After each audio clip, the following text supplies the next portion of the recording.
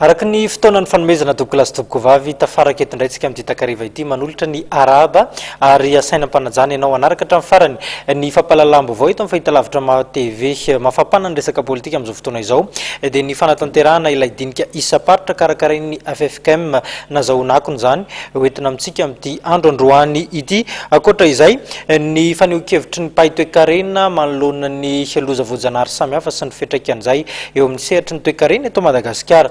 Dinany koa ny mitondra ny sehatra sosialy amintsika any tokatrano andry. Nisokatra androany ary ny dinika isam-paritra mikasika ny fampihavanam-pirenena ho an'ny eto amin'ny faritra Analamanga manokana tetsy amin'ny lapan'ny kolontsaina sy ny fanatajahantena Mahamasina no nanatanterahana izany ary maro ireo amin'ny antson'ny FFKM. Olona manodidina ny 200 avy amin'ny erivelona samihafa eto amin'ny firenena dia mpanao politika, syndikalista, mpikambana amin'ny fiarahamonim-pirenena, mpitondra fiangonana, mpitondra ara-drazana, vondrona sy fikambanana samihafa ny mandray anjara amin'ny dinika ho an'ny fampihavanam-pirenena ho an'ny faritra Analamanga. Raha samy nanana solotena avokoa ny filoham-panjakana, Marc Ravalmanana Didier Ratsiraka ary Rajonary Mampianina sy nahatonga solotena ao anatin'ny dinika isam-paritra ho an'ny fampihavanam-pirenena ity ny avy amin'ny Ankolava Safelbert sy Andry Rajoelina. Hatreto aloha izany ohatry ny mbola tsy tena nahita ny solotena avy amin'ireo le filoham-panjakana nanao hoe tsy handroso.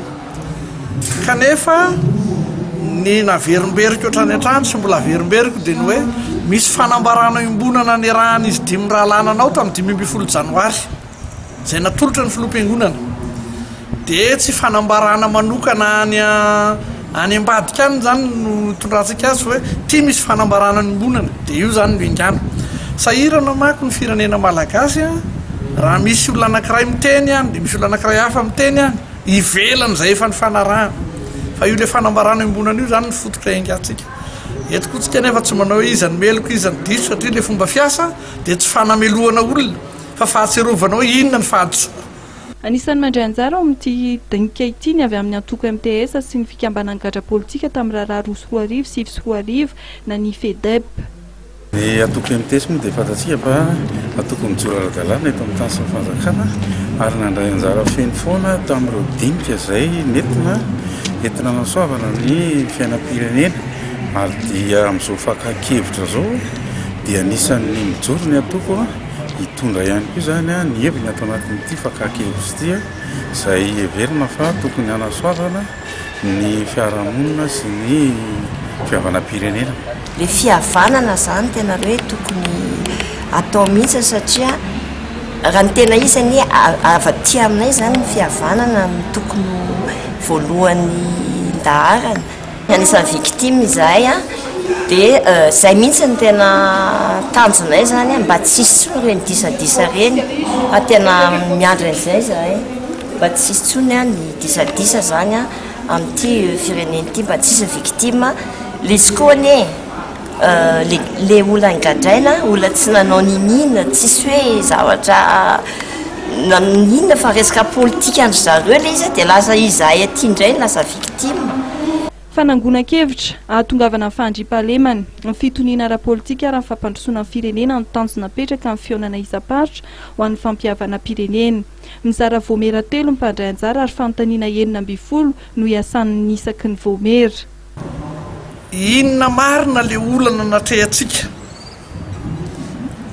dia tonga amin'ny hoe dia inona no ataontsika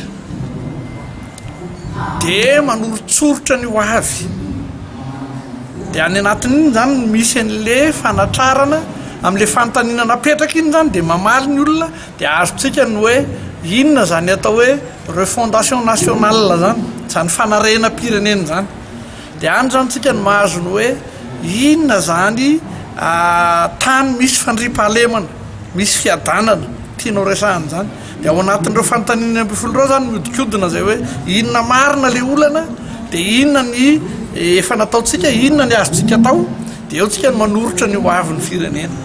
Hitoetra amin'ny fafito volana martsa ho avy izao ny fihaonana isam-paritra momba fampihavanam-pirenena ho an'ny faritra Analamanga ny sabotsy izao no hanovana ny fandravonan-kevitra rehetra. Ny alahady izao kosa dia isan'ny fitaovam-pivavahana karakarain'ny FFKM ary hitondrana ambavaka ny firenena manoloana amin'ny vona misy ankehitriny.